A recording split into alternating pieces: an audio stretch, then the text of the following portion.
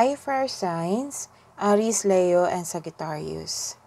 Welcome po sa ating channel at ito ang inyong Daily Gabay Tarot Reading for August 15, 2023. Please be reminded that this is general reading po, so maaari kayo makarelate o hindi. Just take what resonates. Gamitin ang reading na ito bilang gabay lamang. Balik po kayo dito bukas para sa ating Daily Gabay Tarot Reading for August 16, 2023. Please like, subscribe, and click button para updated po kayo sa Daily Tarot Reading natin. Maraming salamat po. Spirit Guide, ano po ang energy today ni Fire Signs, Aries, Leo, and Sagittarius? You have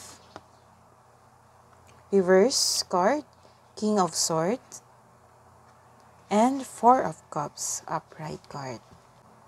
This card is a King of Swords, reverse card. Maaring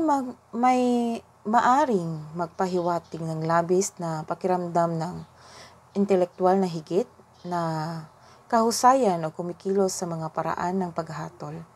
Maaari ring nakipaglaban ka sa pagkontrol sa pag-uugali sa iyo o sa ibang tao na direktang gumagana laban sa daloy ng iyong intuition at banal na timing. The advice is let go of the need to control the details and actions of the others to rebalance this energy. May taong walang magandang intention sa iyo. May dictator, inhumane siya, controlling, and cold, ruthless, dishonest. Parang nalasing siya sa kapangyarihan. Ganun. So, in other words, this man is toxic. So, maaring itong kaibigan mo or kasamahan mo sa trabaho o kasamahan mo sa bahay niyo. This card is a Four of Cups. So, nagkaroon ka ng kawalang interest ngayon. Yung energy mo, nagkaroon ng kawalang interest. Pagwawalang kilos. Anong nangyari sa'yo, fire signs, Aries, Leo, and Sagittarius? Your emotional energy is stagnant today. Pagod ka at namuni-muni. Malalim ang iniisip mo. Nirestrict mo yung sarili mo at nagkaroon ka ng apathy o kawalang interes. Pwede rin na may nag-alok sa'yo na kailangan mong pag-isipan or kailangan may piliin. Ang iba sa inyo ay guarded. Ayaw mo masaktan kaya naging wise ka na. Nag-iisip kung paano maiwasan yung trauma na hindi mangyari ulit. Ano pa po ang mensahe para kay fire signs, Aries, Leo, and Sagittarius? Ano pa po ang mensahe para kay fire signs, Aries, Leo, and Sagittarius ngayong August 15, 2023?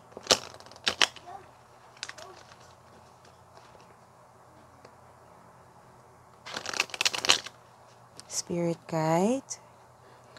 Guide, ano pa po ang mensahe para kay fire signs, Aries, Leo, and Sagittarius ngayong August 15, 2023?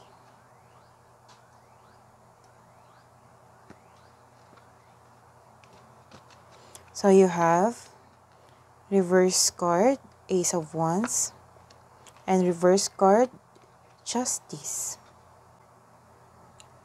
This card is a reverse card. Nagkaroon ka ng hesitation or nagkaroon ng delays.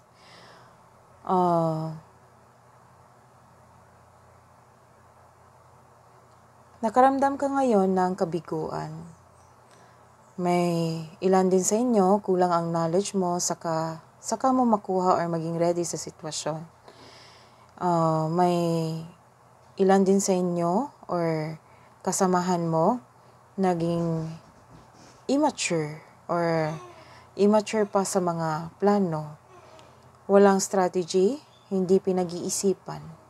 Nagkaroon ka ng hesitation para gawin o gawa ng aksyon ang iyong plano o proyekto. Marahil naghahanap ka ng timing o nabigo ka na before. O ayaw mong umalis sa iyong comfort zone. So the advice is, find out kung ano ang pumipigil sa iyo na maging matapang.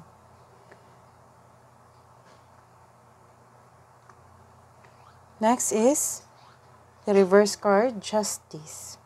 Nagkaroon ng hindi pagkabalanse or unfair treatment. This card warns you na mag-iingat sa taong may mali at masamang paratang. Nagkakaroon ka ng disbalance either sa career, money, or sa isang importanteng sitwasyon ngayon. This card advise you to find your voice. This card advise you to find your voice and stay strong to your values. Basta panatilihin mong maging totoo.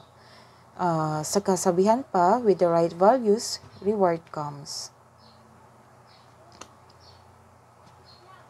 Spirit guides, ano pa po ang... Let's see the career and money ni fire signs Aries, Leo, and Sagittarius ngayong August 15, 2023. Buhay, karera, at kaperahan ni fire signs Aries, Leo, and Sagittarius. Spirit guide, let's see your spirit guide. Ano pa po ang mensahe sa career and money ni fire signs Aries and Leo, Sagittarius.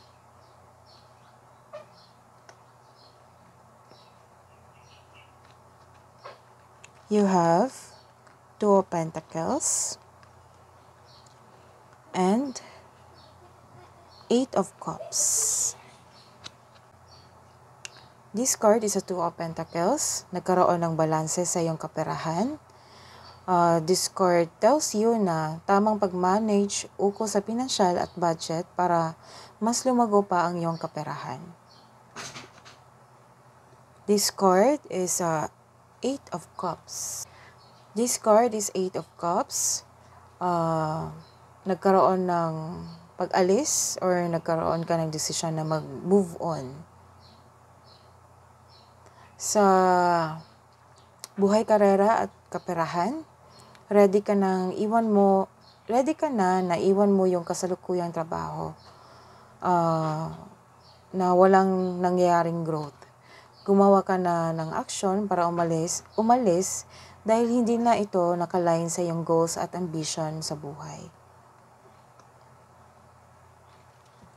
Let's see for love and romance po ni fire signs Aries, Leo, and Sagittarius.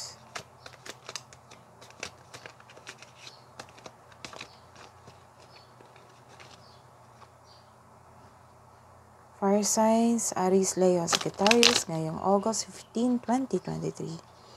Spirit guide, ano po ang love and romance po na mensahe para kay fire signs Aries, Leo, and Sagittarius ngayong August 15, 2023. You have Page of Cups and reverse card, the Chariot.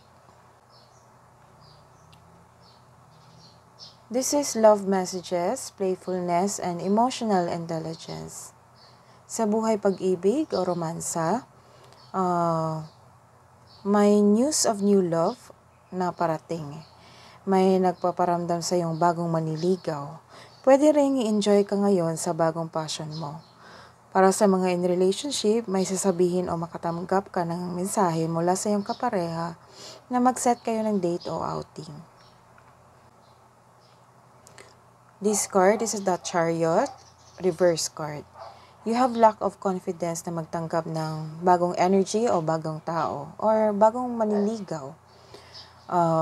Yung may karelasyon ngayon, nagkakaroon ng away dahil sa away or tampuhan dahil sa nagkaroon ng delay sa mga plano nila or nagkaroon ng problema sa mga plano na hindi nasunod or ilan sa inyo hindi naka-move on sa past ninyo, sa mga nangyayari.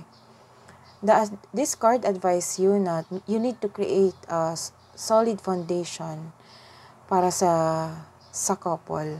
At sa mga single naman, focus on yourself, to love yourself. Iwasan magalit, iwasan magalit sa isang tao, iwasan magkipag-away. Take action in a positive direction. This is also a warning of moving quickly or nagkaroon ka ng hesitation to take an action. So, kung mayroon kayong hindi pagkakaunawaan, kailangang iayos na ito. Let's see what's the advice for fire signs, Aries, Leo, and Sagittarius. What's the advice for fire signs, Aries, Leo, and Sagittarius for August 15, 2023?